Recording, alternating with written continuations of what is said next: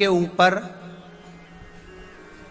पितरों की छाया होती है, घर के बुजुर्गों की, घर के पूर्वजों की छाया होती है। ध्यान देना, वही व्रत श्रेष्ठता से कर पाती है।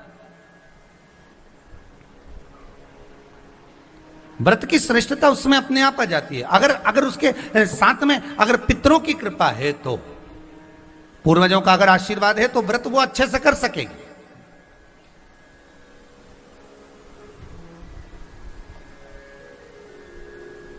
और सहज भाषा में समझ लीजिए, बहुत अच्छे से समझना इस बात को, कि मान लो, एक सरल भाषा में आप और अच्छे से समझिए उसको, बहुत अच्छे से,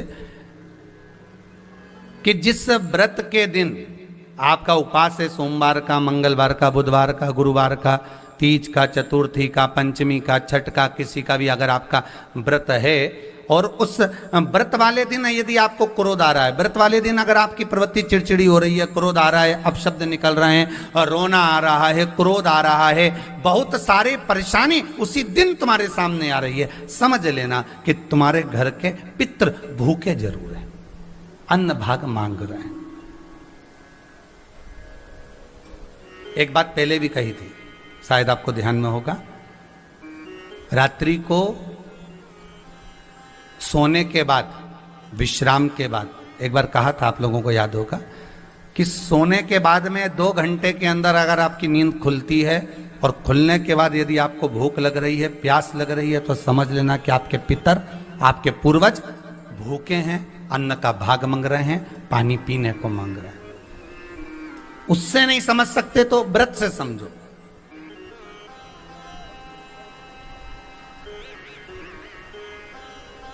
व्रत से समझ लो। मान लो आपने व्रत किया और आपकी प्रवृत्ति चिड़चिड़ हो रही है, क्रोध आ रहा है, अपशब्द निकल रहे हैं, ताने निकल रहे हैं, या कोई कुछ कहकर चले गया, और आपकी आंखों में अश्रु भर रहे हैं, आपकी आंखों में आंसू आ रहे हैं, तो वो श्रेष्ठ व्रत नहीं हो सकता, उसमें दुख है।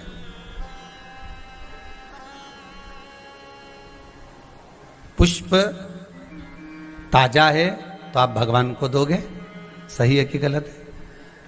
केला अच्छा है तो भगवान को दोगे, वो काला पड़ गया तो तुम भगवान को दोगे क्या? अंदर से गल चुका है तो भगवान को दोगे क्या? नहीं, आप भगवान को दोगे। कोई फल ताजा है तो आप भगवान को दे दोगे, कोई पुष्प ताजा है, अच्छा है, तो आप भगवान को दोगे। अगर पुष्प मुरझा गया तो भगवान को दोगे क्या? पुष्प बेकार हो गया तो भगवान को दोगे क्या? नहीं। उसी तरह व्रत होता है, उसी तरह हमारा व्रत है।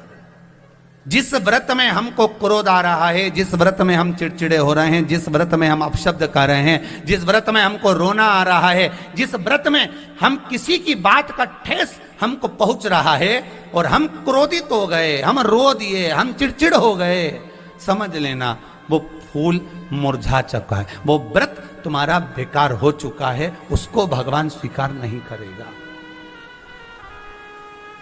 और जिस व्रत में आपके चेहरे पर प्रसन्नता, हम इस व्यासपीठ से कहना चाहेंगे कि जितने भी यजमान यहाँ कथा करवाने आते हैं, जितने भी यजमान यहाँ पहुँचते हैं, या ऑनलाइन वहीं से बैठकर पूजन कर कर कथा करवाते हैं, हम उनको भी कहते हैं कि 7 दिन की आपकी शिव महापुराण की कथा है, 5 दिन की आपकी शिव महापुराण की कथा है, 9 दिन की आपकी शिव महापुराण की कथा है। शंकर की कथा, चाहे भागवत कथा हो, चाहे रामायण कथा हो, रामचरितमानस हो, चाहे गीता हो, जिस पुराण को आप बचवा रहे हो, जिस पुराण को आप करवा रहे हो, जो करवाने वाला होता है उसके चेहरे पर स्माइल होना चाहिए, प्रसन्नता होना चाहिए। क्यों? क्योंकि इस पुराण को आप अकेले नहीं सुन रहे, इस पुराण